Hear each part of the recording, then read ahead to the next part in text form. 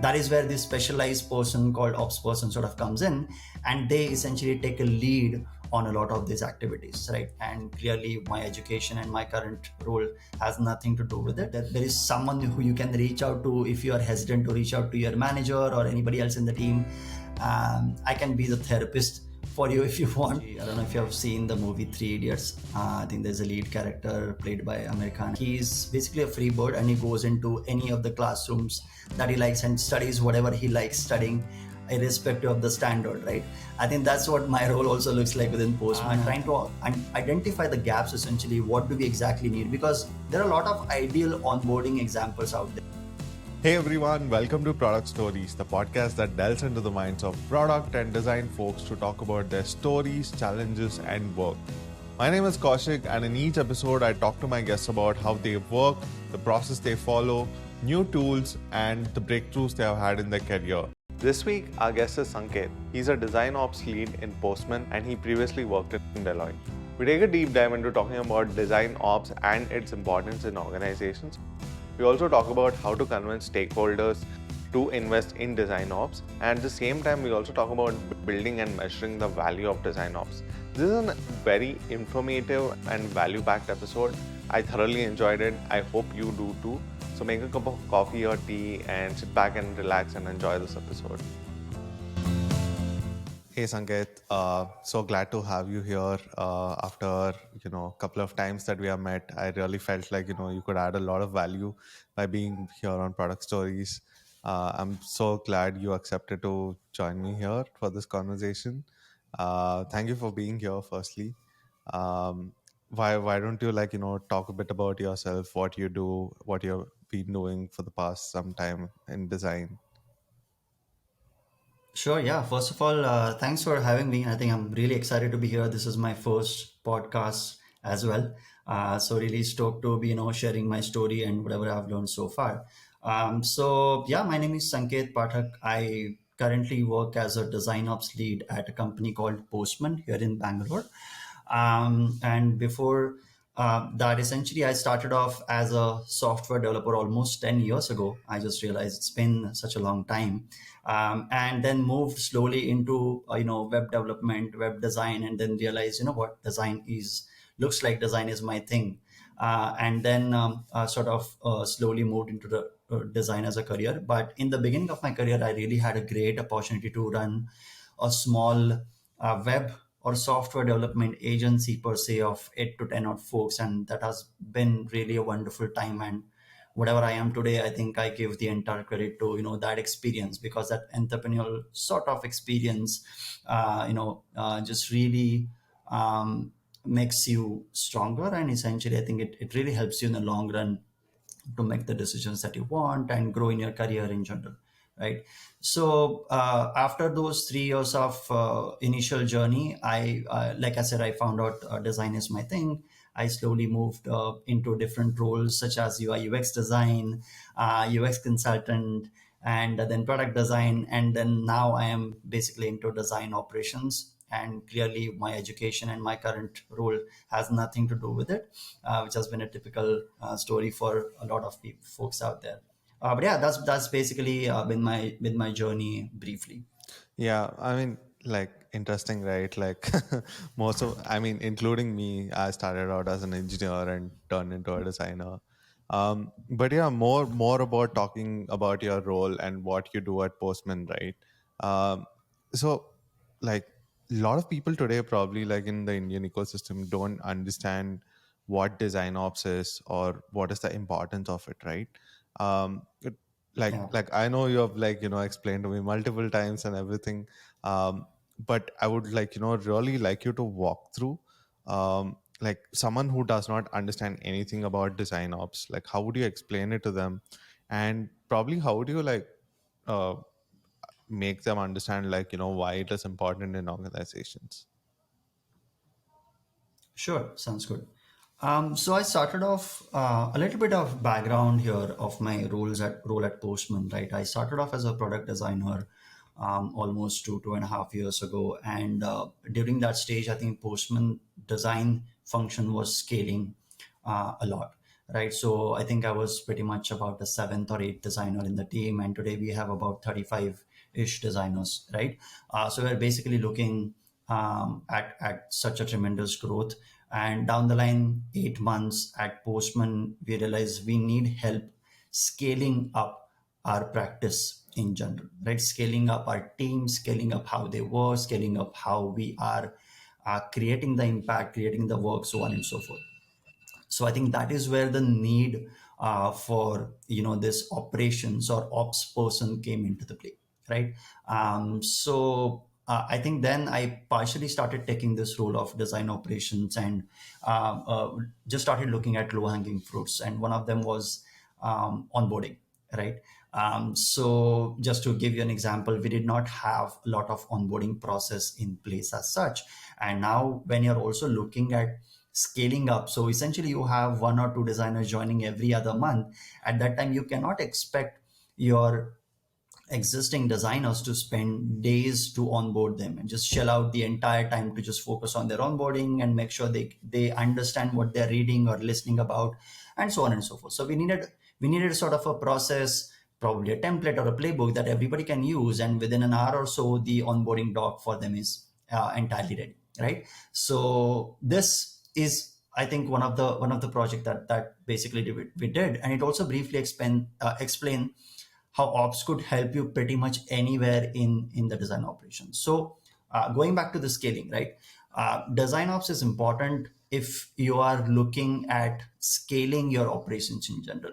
And one of the misconceptions that people typically have is ops is something that comes at a later stage, and ops is something that you do when you are already big. Um, Essentially, everyone is doing ops since the day one of their joining any particular company, or any designer per se, right? Is doing most of the ops activities. Let's take hiring as an example, something that also falls under design ops.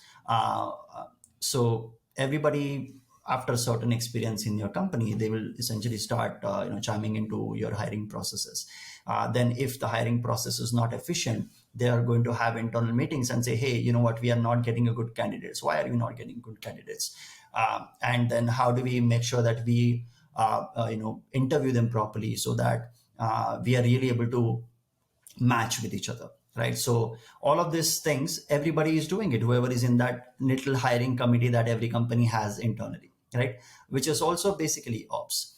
Then every designer is also focusing on the process.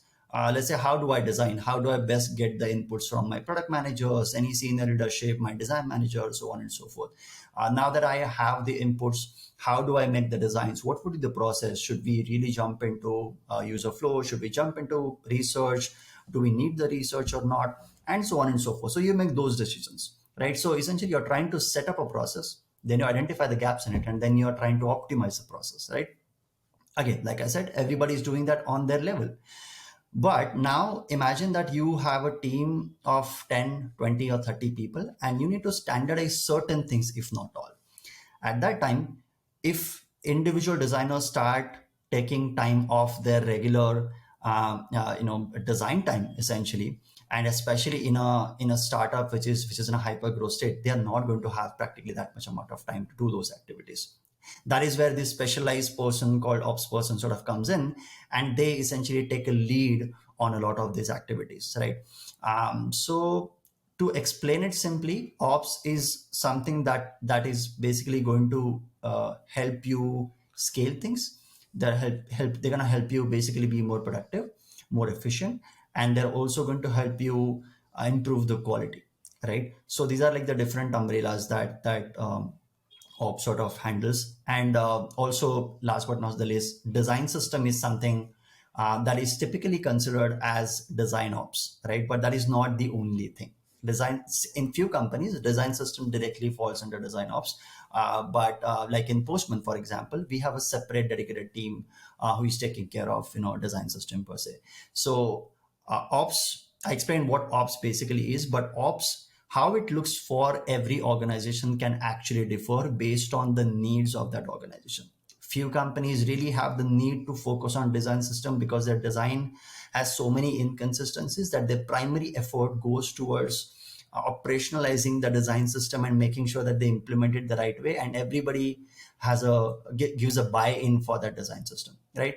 In few companies, when they are scaling, hiring is their primary role. So at that time, their ops can primarily focus on hiring as an activity. Few people, after reaching certain limit or certain level, they will see that what we need to optimize the processes. So they can focus primarily on process, and start off their design ops, let's say a function, by focusing only on those activities first, and then grow from there, right? So yeah, I hope I answered that question rightly.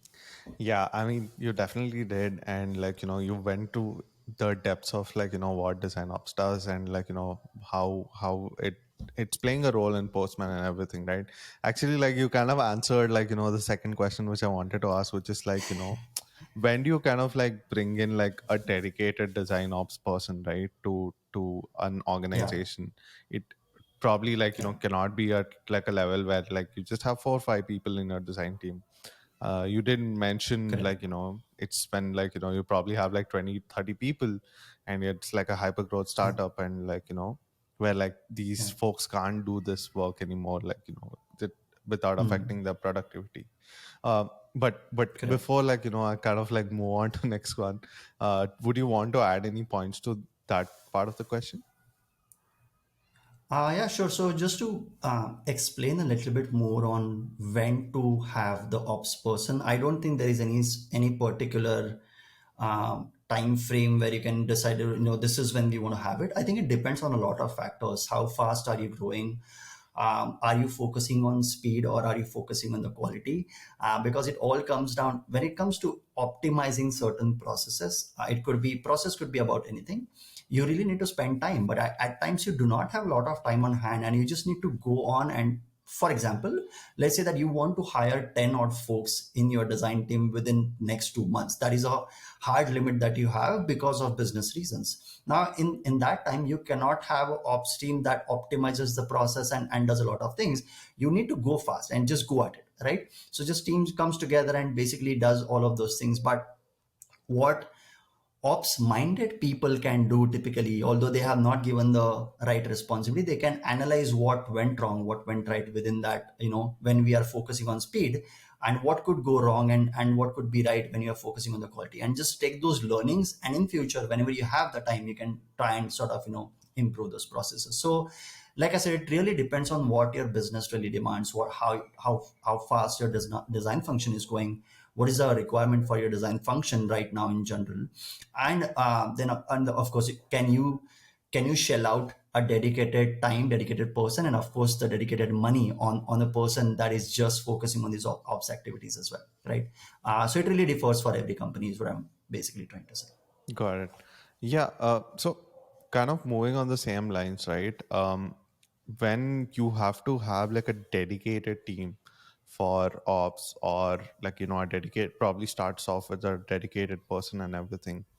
Um, how do you kind of convince stakeholders in the business, right, about the importance of design ops, and why you need to bring in probably at this point of time, and make them also understand that what kind of ROI, or return on investment it's gonna give. So what are kind of your thoughts on that? Yeah, I think ROI is something that is extremely sort of tricky in general in design ops. A lot of times you may not have the numbers to show like we do typically in the product metric. And Also, I do not have the experience to convince the stakeholders. I was fortunate enough that my leadership essentially identified the need, and they approached me with this proposition that we start out with a design ops role, and I kind of lead that initiative. So I'm very grateful for that. But at the same time, like I said, I don't have the experience to convince the stakeholders essentially. But I think building a lot of case studies in internal case studies in general would be super helpful, right? So the smaller activities that you do, in few of the examples that we mentioned, which are about let's say optimizing the hiring process. So you essentially show that when there were two people partially working on this hiring, improving the hiring practices in general, it gave us so and so returns. For example, it helped us cut down the hiring time by, let's say, 15 days or 20 days. That could be a good metric that you can track. Or if you're tracking inconsistencies in your product, and then there are few folks who are partially doing the ops activities of optimizing the process or optimizing for the quality in general, then you could produce that as a case study to your stakeholders and say, see, this is what we were able to do with just a partial investment into the process. Now here is what we could achieve if we have a dedicated person looking into this stuff, right? And so I think in a different areas, or maybe you could focus on what is the top priority for your design function, build a case study for that, and then sort of try and convince your stakeholders that, hey, this is why we sort of need dedicated ops person in general. Hmm. That's interesting. Um, and like if you were to like go about like say building. I mean, I know you did this in Postman already, like which is like building a dedicated design ops team and everything. How would you go about doing this? Like both like your experience of what you did at Postman, and if you were to do it again in future, what would you do differently, or like how would you probably want to improve it? Gotcha. I'm probably not the best person to answer this question because, like I said, first, the leadership actually proposed this idea that we start off this function, and I was literally handed over the responsibilities, right? Currently, this is really a team of one. I'm the only person in the design ops at Postman, but at the same time, I'm working with certain volunteers from our design team, right? So I wouldn't say I have scaled the design ops team as such. And thirdly, it has just been about 1.5 years of a journey within design ops. And to be very honest, we are also trying to figure out a lot of stuff for our company in general, and how could design ops add basically a more value. But what I have followed so far is really the design thinking framework, even when I am working into design ops. And that is something that kind of surprised me because just a few months ago, I was doing the product design, applying all my learnings and design thinking framework into actually design the interfaces. And then when I moved into the design ops, I just found myself applying the very same principles for approaching any problem. It could be onboarding. So started off with the research, trying to identify the gaps, essentially. What do we exactly need? Because there are a lot of ideal onboarding examples out there. You could build, a bunch of videos for the new joiner, or you could basically build a lot of presentation decks that essentially covers all your learnings about the design at Postman or your specific organization per se. But at the same time, what is the need of an hour and how much time do we have? Because if I'm going to take 1 year to design this ideal onboarding experience, it's of no use at all, right? So just understanding what is the timeline that we are looking at, and what is the problem spaces, and really scoping down things to I would go and say minimum viable product or the minimum viable idea that you have, right? Something that you can experiment a lot with. And especially if you are completely new to running a dedicated ops team, I think you essentially need to do a lot of experimentation and make sure that you are not making those experiments very costly in terms of time. Right. So I think building that is the approach that I have kept. And I think even if I have had to start it again, I would do the same. But one thing I would do a little differently is try and include more folks from the design team when I'm trying to build certain things, that including from the brainstorming process to the implementation process. Initially, I think the loop that I was sort of stuck into is now that I'm a dedicated person into design ops, I need to take care of things end to end. I need to do it on my own, right? So taking that unnecessary responsibility is something that you can avoid, and sort of work very closely with your stakeholders who are primarily design your entire design function, also the engineers, and then also the product managers, and so on and so forth, right? So work as closely with them as possible. Ask your folks to volunteer dedicated time on certain activities, because in design ops you essentially need to do a constant research, constant interviews with your stakeholders, like I said, to try and understand which things are working, which things are not working, where you could potentially go and help. And I think you need to also identify the avenues, different avenues where ops can really add a value. because ops is so new, nobody else would come to you and say, hey, please do this for us, right? I think you need to be the primary driver of that and say that, hey, here is where I could add a value as an ops person to you. Would you like to experiment with that, or would you like to try that out, right? So I think just doing more experiment with lesser time frame, a lesser scope, and working very closely with your stakeholders, and also including other volunteers so that you have some help, especially when you're a team of one, would be, I think, immensely helpful. So that is what I would change the way I have been working about the past 1.5 years. So yeah. Yeah, so an interesting point, especially like, how you are mentioning about like, how design ops is a new role, and like, how you need to be proactive and like, approach the stakeholders to like, fix problems, inefficiencies, whatever they are, right? Uh, so how do you kind of like go about doing this at Postman? Is it like recurring meetings, or are you like, part of like most meetings? Like how do you figure out that there are certain inefficiencies in the team or in the organization? Yeah. So, just to give you a funny analogy, I don't know if you have seen the movie Three Idiots. I think there's a lead character played by Amir Khan, and he basically goes. His story has been shown in a way that he's basically a free bird, and he goes into any of the classrooms that he likes and studies whatever he likes studying, irrespective of the standard. Right? I think that's what my role also looks like within Postman. I'm that free bird who can go to any meeting and just try and learn as many things as I can, right? So although I'm not directly involved in the product design process, I make sure that I'm a part of product design meetings which are happening in a respective squads. For example, if there are brainstorming meetings happening, or if there are, let's say, design critic meetings happening, so then I make sure that I'm a part of that. And there are two benefits to it. One, you stay close to product, you understand what is happening, because eventually you're, as an ops person, you're trying to impact their work that they are creating. So if you're not aware of the work that is happening, I think you lose some age, right? And also, secondly, you understand how they are doing certain things. So you need not go to individual people again and ask them, how do you go about running a design critic? Because you are already a part of that meeting. You understand this is what is happening, and this is where I think this team could essentially help. And at times, you don't need to run long experiments. Sometimes it's just a basic feedback that you need to give a certain team. If you see certain improvements, that hey, here is how you could explain your problem statement better, so that other people do not need a lot of context, but they can also help you.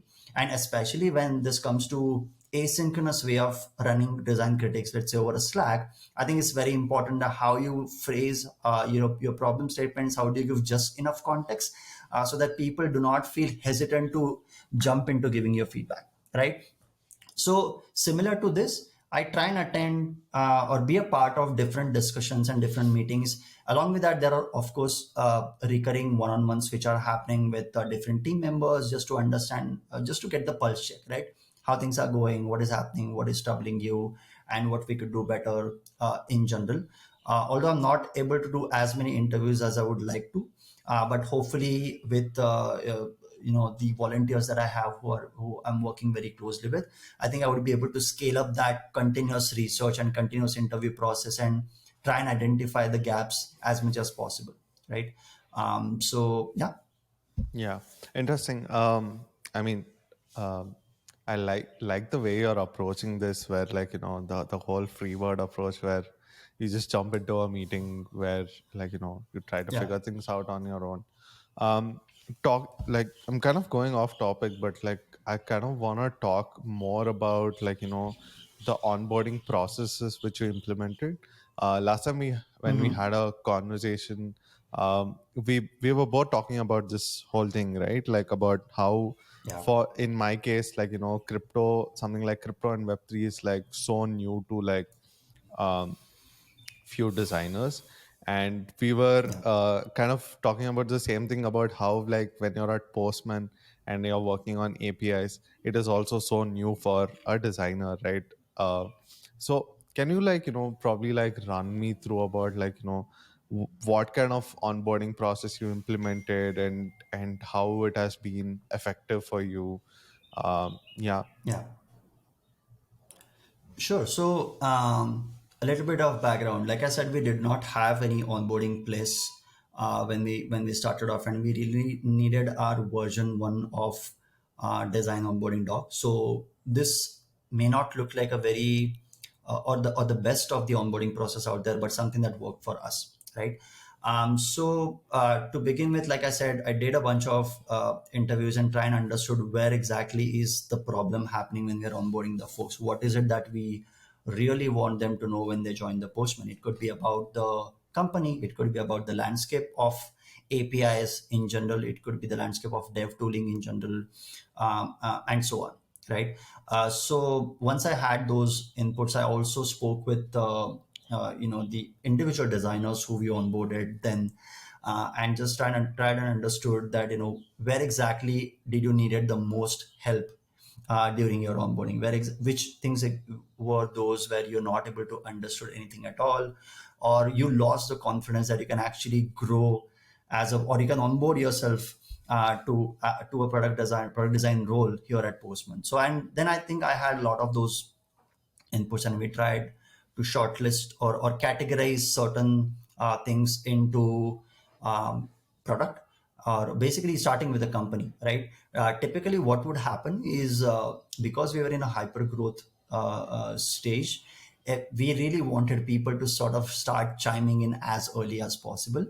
And when individual designer who is handling the existing work and now is ready to offload that to a new designer, what that person is going to think is this is the most important thing that this new designer needs to know to get the work started, right? So they would essentially focus on onboarding them to that particular module, that particular squad, what they do. And in that, the bigger picture is always missed out. So we wanted to make sure that first we onboard them to the company, what the company is about, and how we run and how do we operate, what do we value, etc., etc. And then jump onto the product as well, like what is Postman as a product, why is it important for a developers, and then also extending that to the dev tooling experience. I wouldn't say we have cracked this technical onboarding bit yet, but we are improving slow by slow, right? So initially, I just gathered all the company related resources that we had. It could be onboarding decks that our people ops team have essentially built.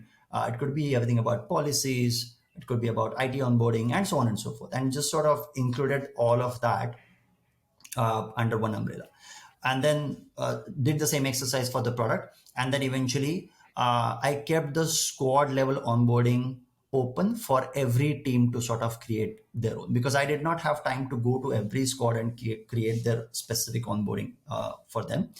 So that portion basically was kept empty, and every designer was just responsible for spending few hours gathering resources which are required for that particular squad, right? So now once I had this information, we had to sort of segregate this across the first 10, 15 days or 20 days, whatever we needed, right? So that was also a conversation with design leadership as to how much time do we have to onboard, how soon do we want people to jump into the actual work, and all depended on that, like how much do we onboard them. If you want them to basically get started contributing in the first at the 20th day, then we have to sort of cater our onboarding to that, right? So essentially we set out that 2 to 3 weeks seems like a decent enough onboarding, considering the hard lines of contribution that we have today. So we started off with a very light day one. Essentially, you do not do much of the activities. You essentially just set up your machines, and you basically chat with your design manager to try and understand your role. And then also introduce a concept which is pretty common in the industry, is of having a buddy, and that buddy is essentially going to be the person who will help you throughout, to understand your essentially your work, how do we work, and the squad specific things as well, right? So that is what basically we focus on. So first day was all about initial conversations and just saying hi's and just trying to learn very very basic things. And then we split the next onboarding into week, which is week 1, week 2, and week 3. We did not want to enforce that this is exactly what you do on your day 2 or day 4 or day 5. Here are a bunch of things that you need to cover in the day in the week 1, and by the end of week one, here is what you need to know so that you can move on to your second week of onboarding. So that is what basically we tried and identified, and accordingly we split the existing resource that we had found out into that week one. And we gave them a freedom about, you work closely with your design buddy. That person will essentially help you understand what you need to prioritize, how much you need to read about certain particular thing, and so on. And similarly for the week two, right? And then week one obviously focused a lot on company and the product, and then we also already had a onboarding exercise for them, which is basically a first time user experience. So any person who is joining us, they go through the Postman app, they pick up a flow of that particular squad or the module that they will be working on, and they essentially build their own experience around it. They essentially write down what worked well, what did not work well. So that is something that we ask them to start off by the end of first week, right? And then the week two, we moved more in depth into the product, moved more in depth into design systems and other neighboring teams that you will be working with. So just introducing them, not asking them to know everything by the end of week two, but just really giving them intros into, hey, this is what you need to look into in the coming few months. So just bookmark these things or read about these things, and so on. And then week three was essentially all about your squad specific onboarding. You're expected to basically complete the onboarding exercise within the first 2 weeks so that you can move on to the squad specific onboarding. And that's when you start talking to your engineers closely. You actually pick up small items within that squad, start working on them, and so on. And then there is a continuous onboarding that happens across the first 2 or 3 months, where they need a lot of hand holding about everything that they do, and then essentially they can take it up on their own, right? So yeah, this is what we built out. Again, we did not keep any hard and fast timelines, so that they feel, we didn't want them to feel pressured. We Because everyone has a different pace to onboard themselves. Few people pick up things very fast, few people pick up things very slowly. So we kept it very sort of flexible, and the onus was on the design buddy to try and gauge how well they are doing and where do they need help, and then accordingly prioritize item for them. And me as an ops person, I would meet up with them twice, one when they join in, just to welcome them, and just uh, have them understand that there is someone who you can reach out to if you are hesitant to reach out to your manager or anybody else in the team. I can be the therapist for you if you want.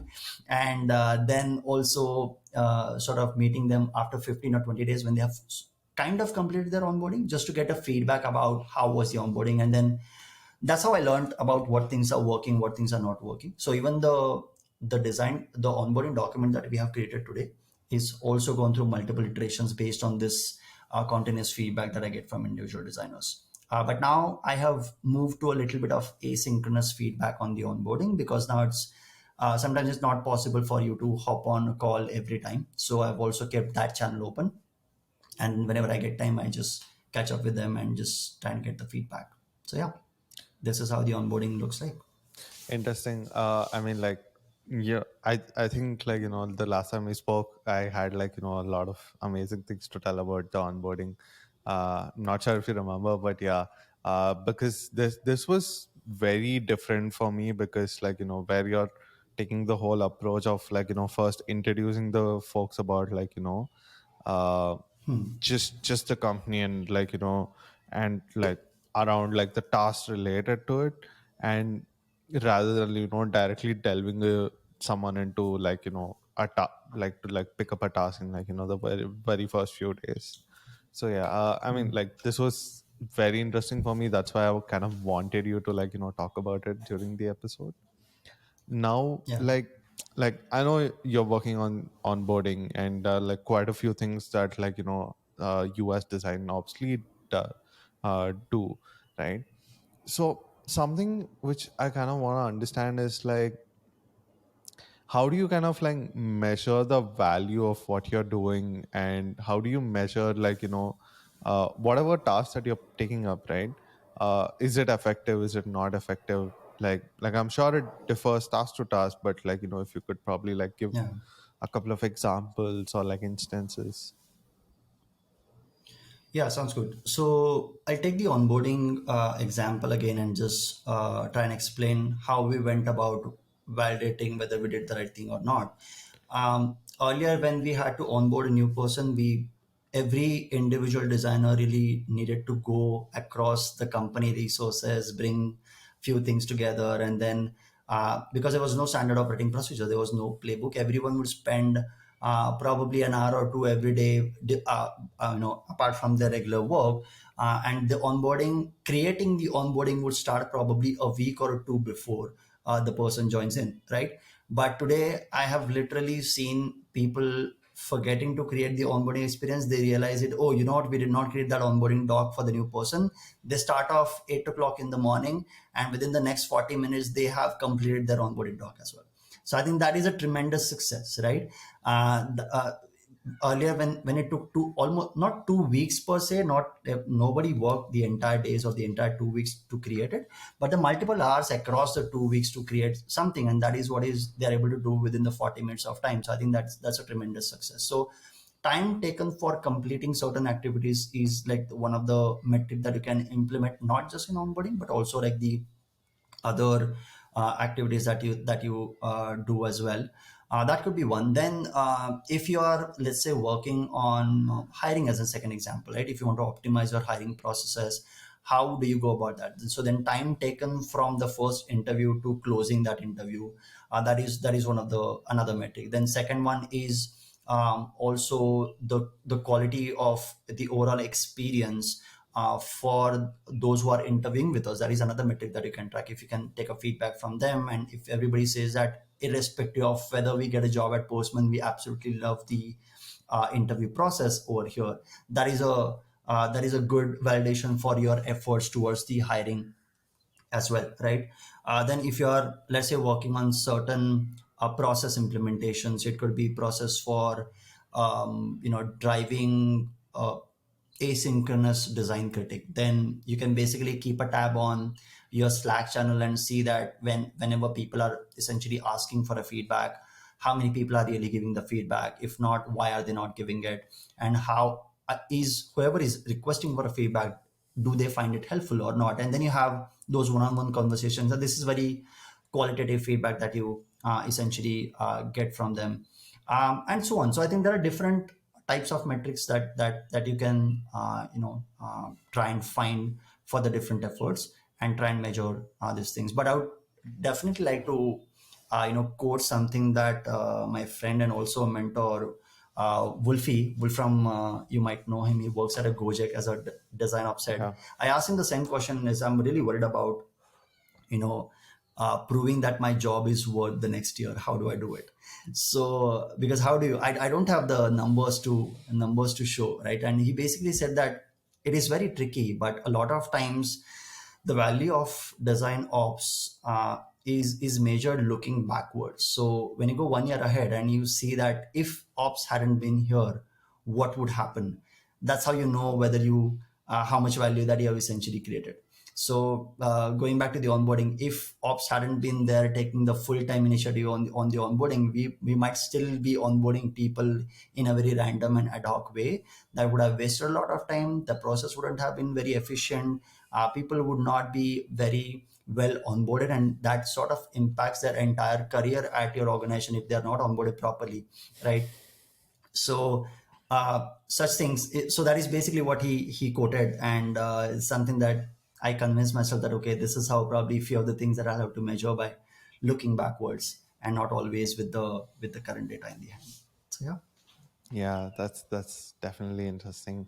I mean, this entire, like, our entire conversation in general has been, like, so value packed, and, like, so much with information. I'm actually, like, kind of reaching the last question.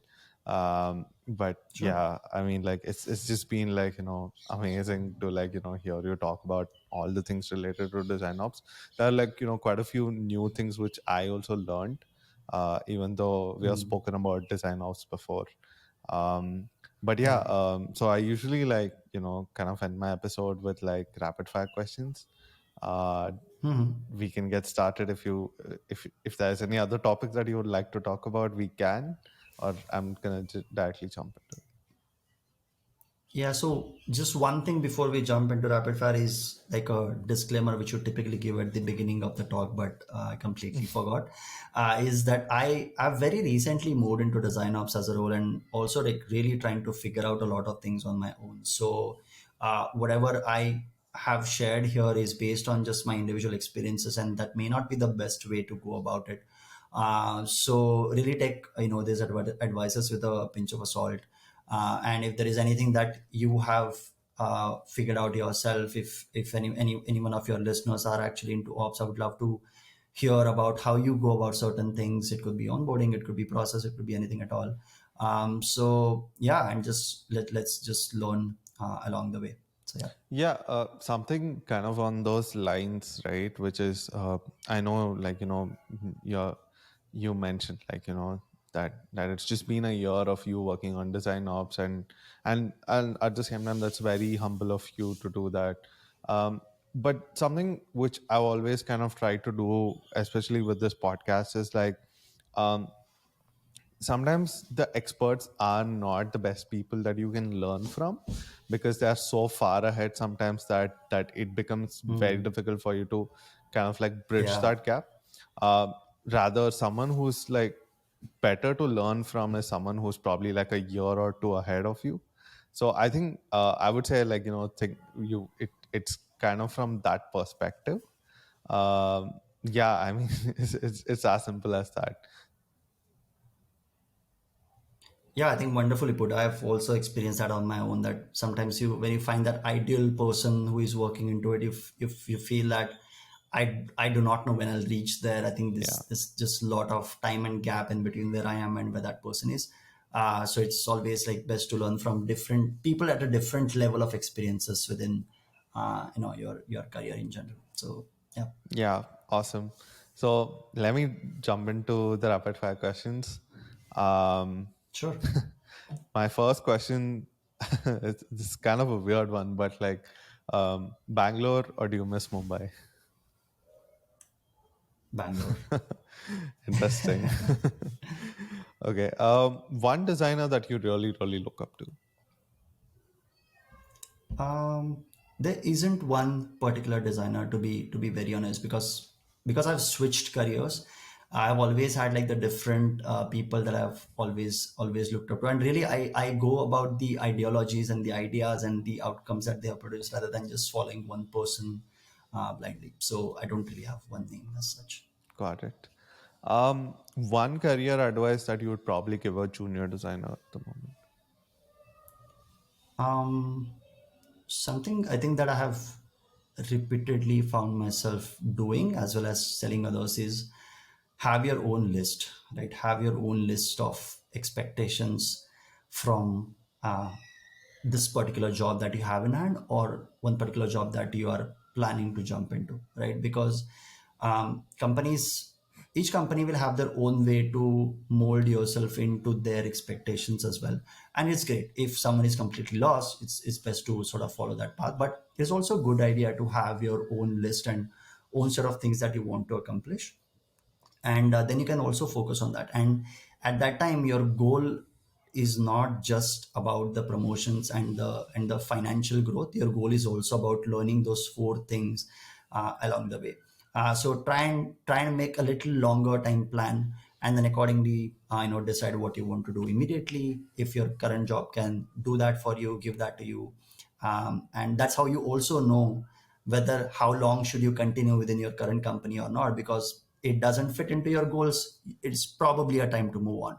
So yeah, that would be my one advice. Great. That's a wonderful advice. So my last question is a question which I kind of ask like almost all my guests, which is, if you kind of had to, like, not worry about anything, whether it's career, whether it's money, or like anything at all, what would you be doing right now? Interesting. Let me think about it for a second. What would I be doing? I think I have typically been into optimization in general. I like optimization in general. I think that is probably why I eventually moved into this kind of role, and that is why I probably like doing it as well. So I don't know, maybe just working as a consultant on anything ops, right? That is something maybe that I would explore. And on the creative front, probably I would also love to get into this interior designs and stuff like that. I'm really fascinated by it. I'm not necessarily great at it, but something that I'm really fascinated about as well. So maybe interior design is something that I would also explore as a career option in that case. So yeah. Great. That's very interesting. Especially the interior design part. Like I mean, I find it very interesting, but I also find it like probably like that's such a tough craft to Yeah, get for get sure. really good at. Yeah. Yeah. With that, we have kind of reached the end of the episode. Thank you so much, Sanketh, for doing this. This has been a wonderful episode and has been like extremely informative. Thank you so much for doing this. Yeah, pleasure is all mine. Thanks for having me, Kaushik. Thank you so much for tuning in. Make sure you like, share, and subscribe to Product Stories for more such episodes.